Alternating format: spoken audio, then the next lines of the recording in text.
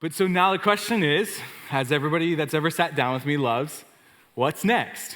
What's next for us, Fuse? And we wanted to take some time, we want to take a couple weeks and really have a chance to speak rather candidly with you guys. And to bring topics and subjects forward that maybe we don't always have the chance to speak on. And oftentimes whenever I speak on them with an individual, I sometimes feel this need to be a little softer on them, to maybe beat around the bush a little bit more, try to bring it to them in a loving way. And I would just want to, because I know it's a hard pill to swallow. And so I come with extra grace and extra love in it. But guys, we want to take a look at certain things and we want to speak to you really unfiltered.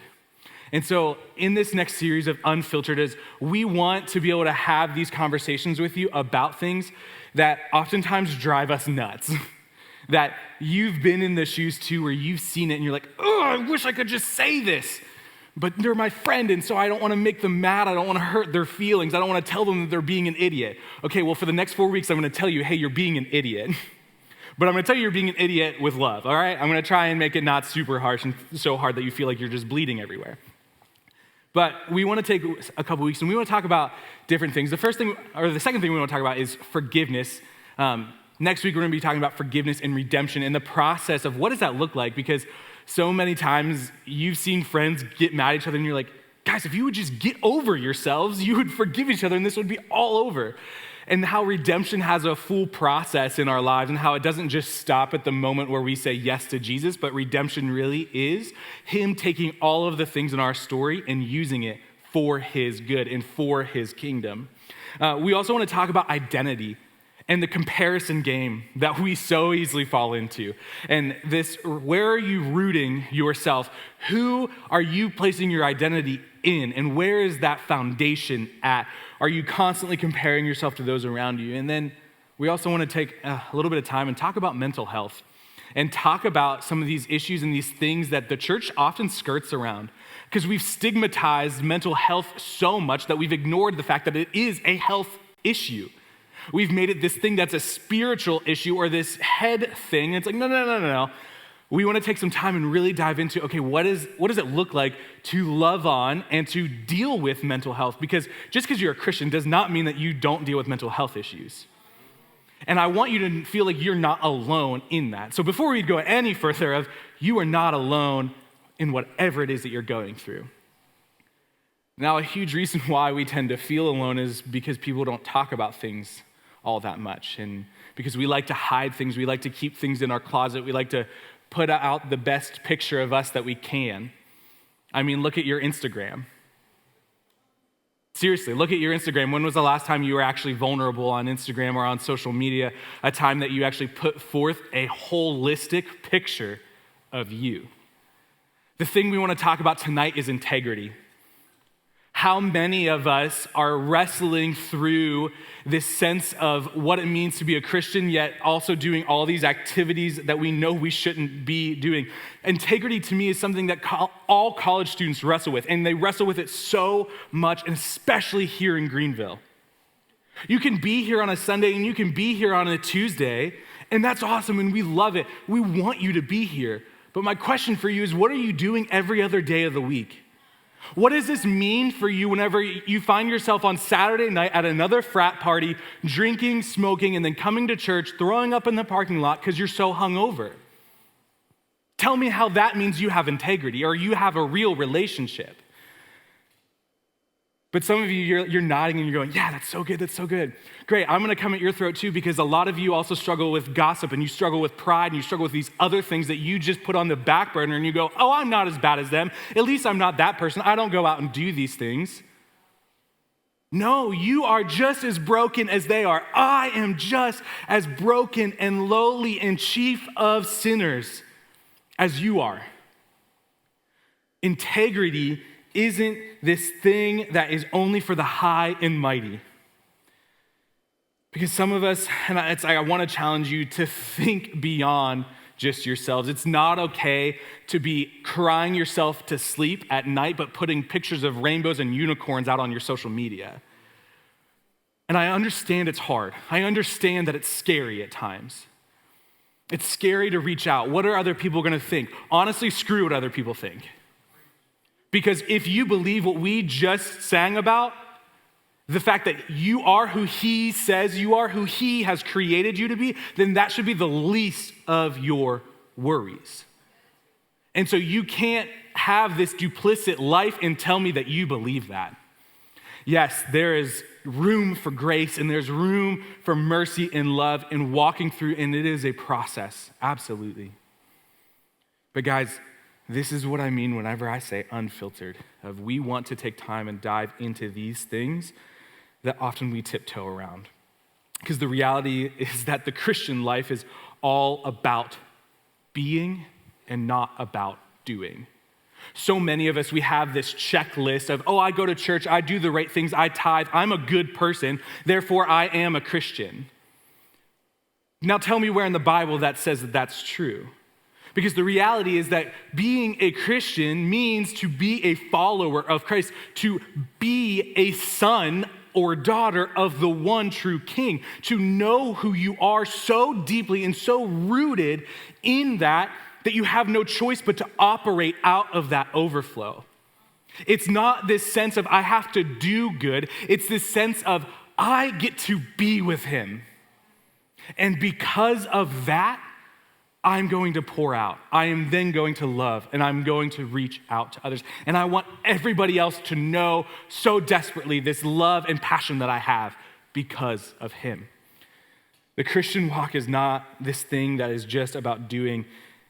It ought to be an overflow of our being loved.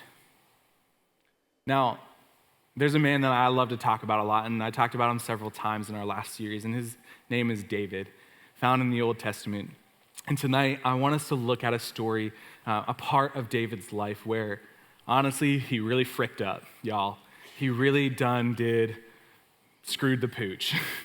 He really messed up in it, and it was this moment for him that he kind of saw everything crashing around him.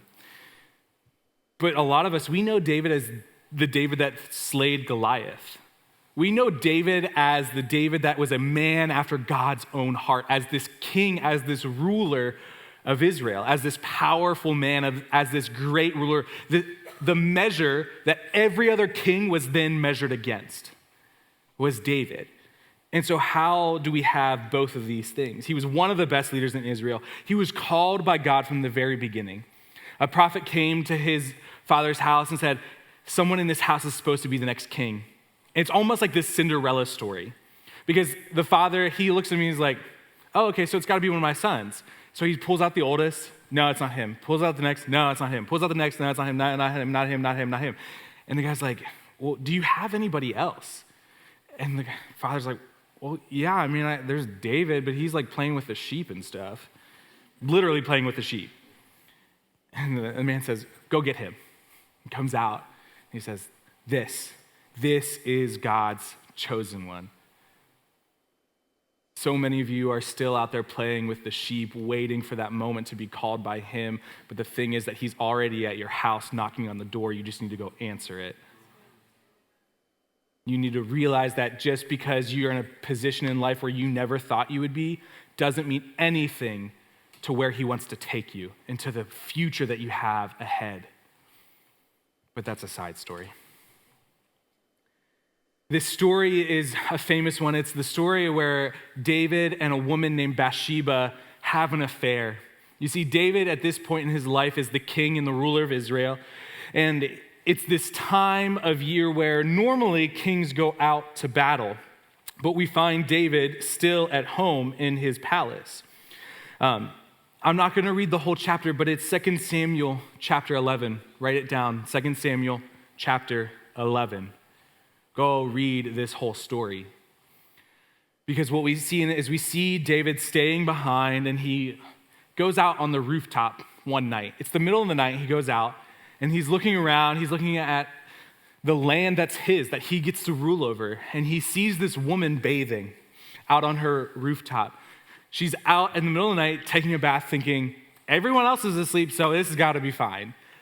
Little does she know that David is creepily spying on her and lusting over her and seeing her and going, dang, I want her. Yes, that is exactly what he means, is he wants to be with her. And so what's he do? He calls a servant of his and he says, have that woman come over. He has her come over and they have this affair. They sleep together and Bathsheba goes away.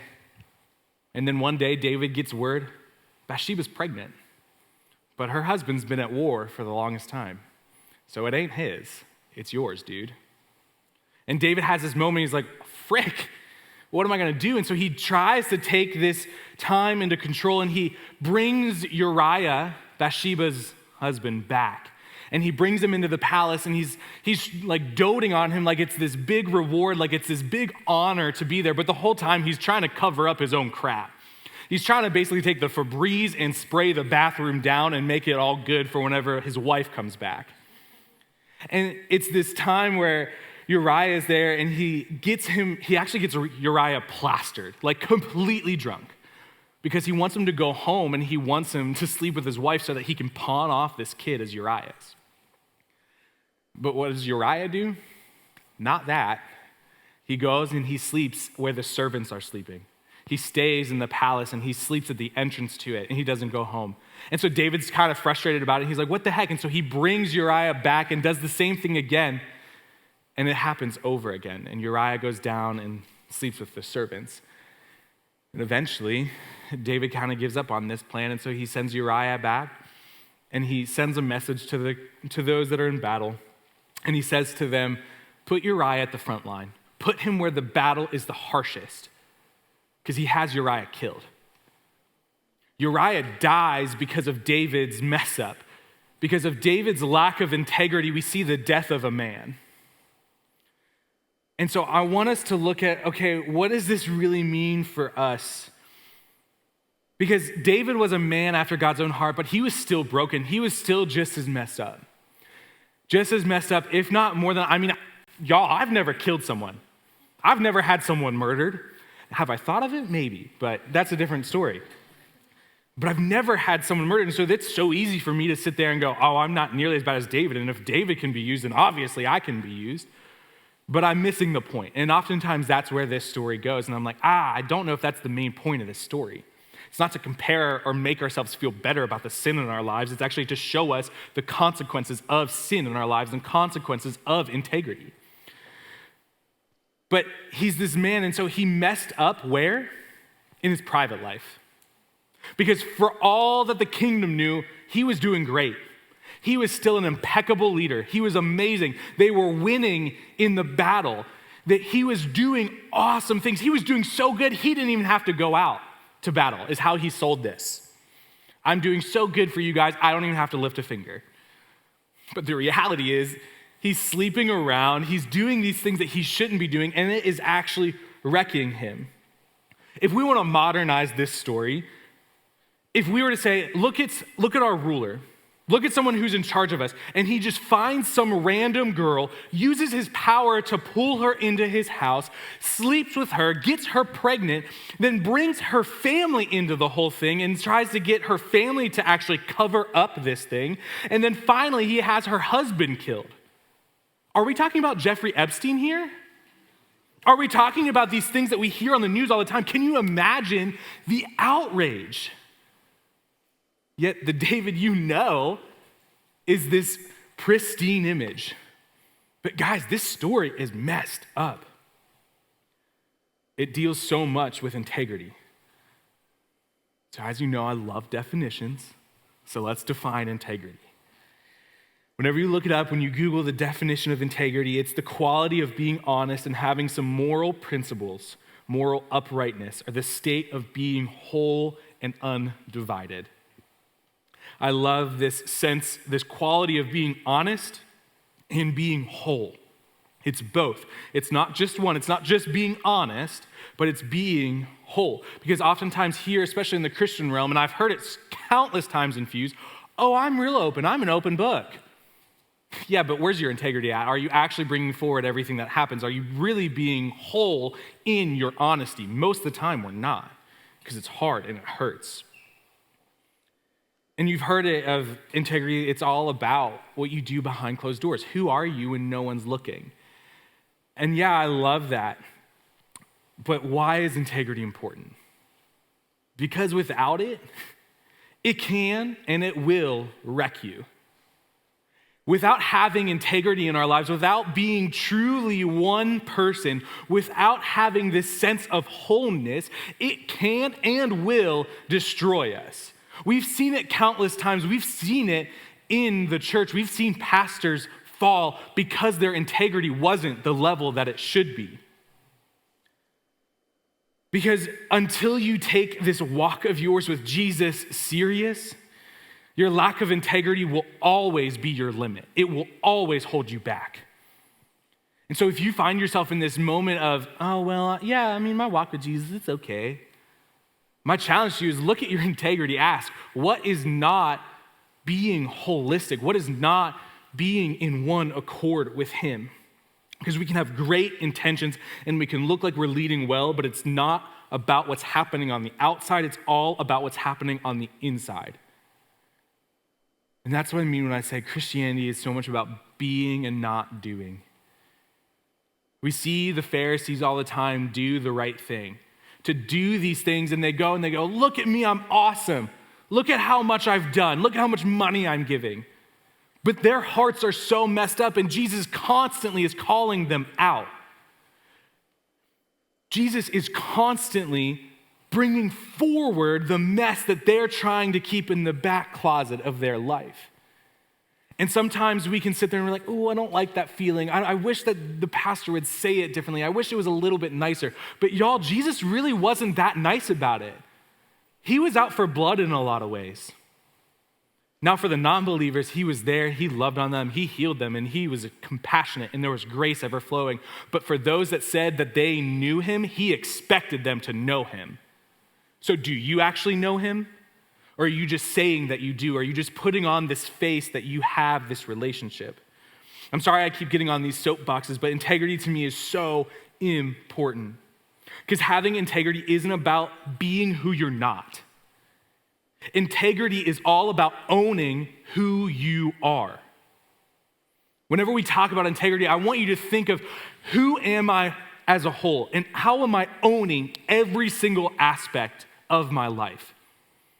When I get mad and I get frustrated and I start yelling and getting upset over these people, am I owning that? Am I going, gosh, that wasn't good. I want to actually apologize for that. I want to own my mistake. I don't want to just hide it and sweep it under a rug.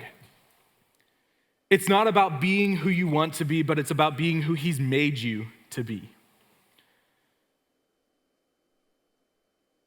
We find in 2 Samuel that David didn't own who he was supposed to be. Because at the very beginning of it, we see that in the spring, at the time when kings go off to war, David sent out Joab out with his king's men and the whole Israelite army. They destroyed the Amorites and besieged Rabbah, but David remained in Jerusalem. I think a lot of integrity has to do with us running the race we were called to do, not the race other people have been called to do. How many of us have found ourselves in a situation that we should never have been in to start with? But there we are, and now we're kind of going, well, frick, what do? I guess I've already gotten this far, so I'm going to keep going. Because David should never have been home. He should never have been there on that rooftop. You should never have been at that party. You should never have been alone in that room with that girl. You should never have been to that place. What brought you so far to that place? Because it starts so much earlier than ever before. David had a very clear and specific calling on his life to be the king of Israel. And to be the king meant that he was going to go to war at this time. You see, when integrity isn't a thing from the start, it will always be the hard way out. Because he didn't start with integrity, start with doing what he knew he ought to do. Gosh, he had to dig himself out of that hole again. And he kept digging until someone was dead. Uriah, though, you see, he truly understood integrity. He understood his race that he was supposed to run. Every time David brought Uriah in and sent him home, he didn't go home. And David asked him, why? Why won't you go home? And he looks at him and he says to him, dude, I'm supposed to be out fighting. There's no way I can go home and sleep with my wife when my men are out there dying. He understood that he was a warrior to his core enough that even when David was pouring drinks down his throat and he was drunk, he still knew who he was. He still had enough integrity in his life to not go sleep around, to not go do stupid things, but to stick true to who he was supposed to be in that moment. And so those times where you find yourself even in a place where you're like, crap, I don't know how I got here. My challenge to you is, okay, great. Yeah, you're there. Now you have to deal with it. Now you have to own it. Own the fact that you are there. Own the fact that you're in that situation. And how are you going to move in that? Because integrity really is an identity issue. Integrity really is all about knowing who you are and what he's called you to do and who he's called you to be. Because you can't sit there and tell me all these things of like, yeah, I just hear God speaking to me, he's really telling me to be in this season of singleness. I just feel it in my bones. But then I get on TikTok and I see you posting another thirst trap video of a shirtless workout and, oh yeah, Jesus, he's great. I'm sorry, what? You just 2 seconds ago told me how you should be single and how you should be thriving in this, and now you're out there trying to find your wife? That's a bunch of BS. Where's your integrity in that? Because social media isn't how we reach the world, y'all. As much as some of us really want to be on it, and this is another soapbox, and I'm sorry, but social media is not how we reach the world. It's just not. It can be a tool, yes. But first off, Jesus is how we reach the world. And Jesus is love, and we love through community. I don't care how many thousands of followers you have and how much you want to leverage that. That's great. But when are you able to actually build a relationship with all those thousands of followers? And it's good and it can be a tool, yes. But how many of them are you actually able to disciple? Because Jesus didn't call us to make halfway Christians. He didn't call us to make people that felt good about themselves. And 90% of the time, whenever you put that up on social media, who's it for? Not that 1,000, you. So many times it's for us because we want that validation. We love when people are like, oh, this speaks to me. Oh, that feels so good. Cool, but it's actually nothing to do with Jesus. Stepping down. But stop kidding, actually stepping back on. Stop kidding yourself that you're gonna change the world through a TikTok. It's not gonna happen. The other thing is that a lack of integrity is always stemmed from us trying to take back control. We see in this story where David freaks out. He has this panic moment. He tries to fix the situation by bringing Uriah home. And a lot of us look at this and we think to ourselves like, oh, I could never do that. I could never murder someone. I could never do those. But how many of us, we do things where we try to take control back into our own lives and we try to fix the situation all the time. Oh, well, if I don't tell anybody about it, then it's not really harming anyone. It's just me that it's hurting. It's just my private struggle. It's just me on my own. This past week, Femi and I, we follow on Instagram, there's this thing called Rampant Redditor, and it's all these stories. 90% of the time, they're these funny stories, and it's like, tell us an embarrassing story or something like that. And this one was, what is one of the dumbest things you've ever seen a kid do?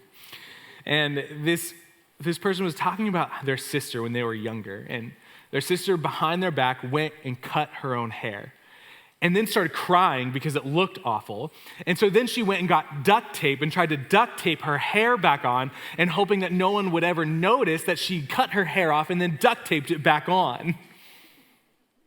How many of you are taking duct tape to your spiritual life? How many of you are trying to fix things on your own before you ever take it to him because you're so insecure about what's going on in your life that you're afraid to actually bring it to him?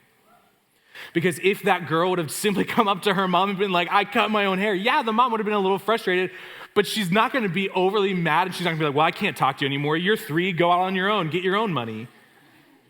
But we think that about Jesus. We think that about God all the time. A lack of integrity starts by us trying to take back control.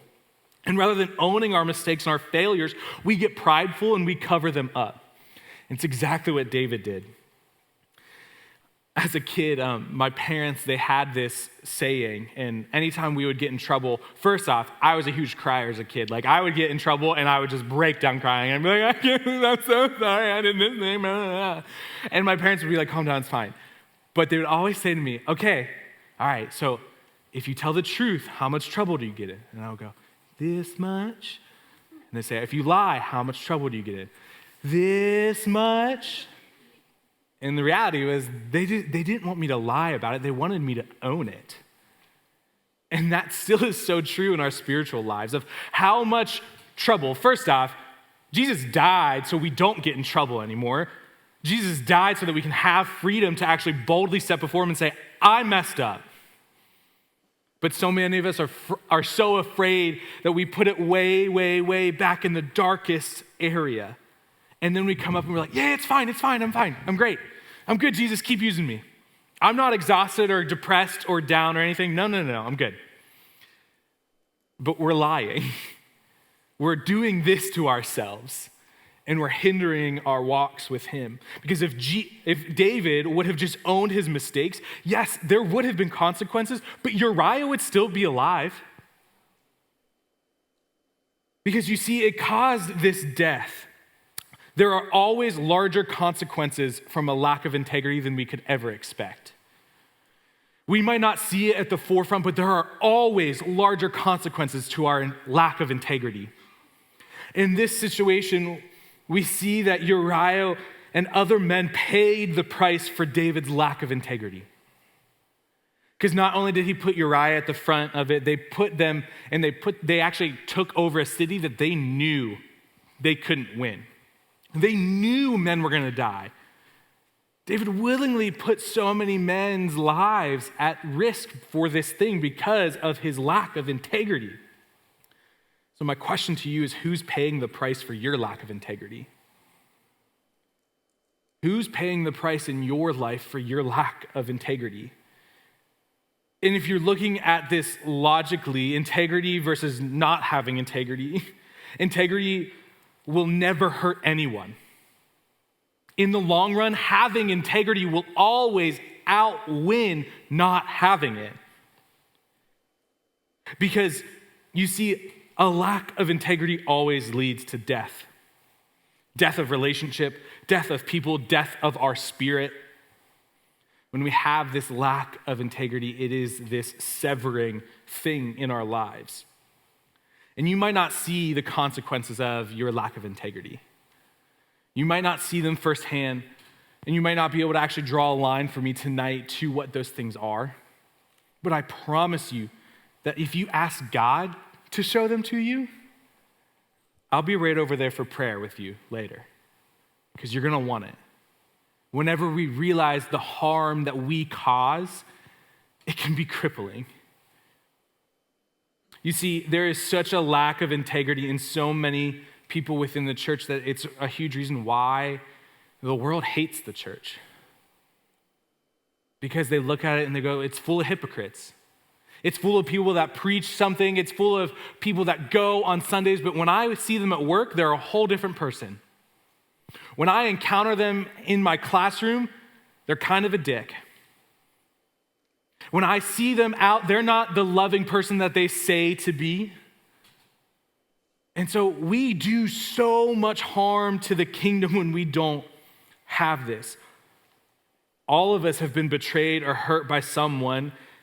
Whenever we start to question other people's integrity, we've all been there. We've all been hurt by it. And we hear stories of pastors and of Christian leaders falling and doing so much damage, ripping churches apart. Why? Because of their lack of integrity. Integrity isn't just about being a strong person, though. Because I can say this, and oftentimes we hear integrity, we're like, oh, I have to be perfect. I have to bring all the good into all the bad situations all the time. And that's not my heart for tonight. My heart for tonight is I want you to own every aspect of it. How are you bringing the dark things to light, and how are you taking the light into the darkness so it can actually vanquish it? because there are so many things that God is trying to do. Recently, I sat down with a student, and one of the first questions that they asked me was, hey, am I sitting down with Pastor Rob or am I sitting down with Rob? And honestly, it cut, and it hit. It hit because it immediately told me that this person has been so struck and damaged by the church that their concept is that there will always be a pastor version and a real person. And my heart is that the same Rob that is talking to you here is the same Rob that would sit across the table from you. That is the same Rob that you would see if you come over to our house. Brokenness and all. Not just good things, but also the things that we are wrestling with. We need to realize that it's not just our integrity at stake, it's His as well. It's His kingdom that we're messing with. We need to realize that integrity is a pride issue too. Integrity is really just a pride issue. Are you so prideful that you can't actually let Him work in your weakness? Are you so prideful that you can't trust Him, that even when you are broken, He can still call and use you? Because you see, integrity takes trust. Integrity takes us trusting others and trusting Him above everything else. To do this, we have to integrate. Integrity ought to bring about integration, integrating our faith into every aspect, into every single day of our life. Not just Sundays, not just Tuesdays, not just at small group, but actually every single day of our life. And not just the pretty side, but the real side, the honest and whole side of bringing forward to Him the things that we're struggling with, the things that we are wrestling with. And you have to trust that God has called you into that race that you are running for a reason, and to run it as fast as you can. Now tonight, I've come at your throats a bit, but there's a reason for it, because Jesus doesn't stop there. You see, we know David as the man after God's own heart for a reason. We know David as the man that slayed Goliath and did these amazing things for a reason. The reason is because of God's redemption in his life. Because David had a choice to say, I'm done, I'm out, I quit, I'm so messed up, I can't do these things. The only difference between David and the king before him, who was also called by God, his name was Saul. And he had this amazing reign to begin with. And then he stopped following God. The only difference, he didn't kill anybody. He didn't even do all these things that David did. The only difference between them is that David went back to God and said, I messed up, but I need you to still use me and to help fix me. And I know you can redeem me. How many of you are still stuck in the side of it where you're still so stubborn that you haven't turned back to Jesus yet? Because the other half of this is redemption. Because it can all sound like an attacker that I'm telling you what an awful person you are. And the reason I'm doing that is because the life he wants to give you is so much sweeter and so much better than the life you could ever imagine. But it's one whole life. It's not these separate lives that we lead. And until we knock those walls down and until we bring them back together, redemption will never come to fruition. Redemption isn't just something in our lives that we're like, yeah, Jesus forgives me. Okay, yeah, I did those things. That's bad things. No, redemption is taking that and saying, God, I messed up here, but I'm going to give it to you, and I'm going to actually let you transform that into the platform that I stand on and that I actually preach your name. And so I can show everyone how good you are. Some of us were so afraid of what other people are going to think of us that we're too afraid to give him our weakness. No matter how far gone you feel like your private life is right now, he's standing right there behind you. He's just waiting for you to turn around. Some of you have felt that tug for a long time, and you've felt that pulling and that yearning of his, and you've kind of questioned what it is, and you're wondering, what is this feeling? What am I supposed to do, God? And he's just saying, hey, turn around, I'm right here. Screw all the bad crap you've done. I'm right here. I just want to be with you. I don't care of what you're doing necessarily. I care first about your being. So my challenge tonight to you is, as we sing this last song, seek his face and ask him, okay, God, what do I need to bring to the forefront? What do I need to surrender over to you? What have I been lacking? How have I been lacking integrity in my own life? What things do I need to switch? What things do I need to alter so that you can receive all the glory, so I can have relationship with you? Because some of us, we're also sitting there going, I don't even know who Jesus is. I've heard of him, but I also know that he wants me to be perfect, and I can't be perfect. That's a lie. He doesn't want you to be perfect. What he wants to do is to redeem your story and to bring redemption and life and love and joy into that life that is broken that we all have. But first, you have to bring it to him. So guys, as we go from here tonight, asking ourselves, how can I live out what he calls us to do? One of my favorite scriptures is found in Titus. In fact, I named a whole ministry after it of Titus House down in South Florida. And it's Titus 2, 6 through 8, and it says, similarly, encourage the young men and women to be self-controlled. In everything, set them an example by doing what is good. In your teaching, show integrity, seriousness, and soundness of speech that cannot be condemned, so that those who oppose you may be ashamed because they have nothing bad to say about us. Go out and live your life in a way that isn't perfect, but brings integrity to the forefront. So whenever people have bad things to say about you, you go, well, yeah, I know that, but Jesus forgives me, and Jesus is redeeming that in my life, and I am working with him on that.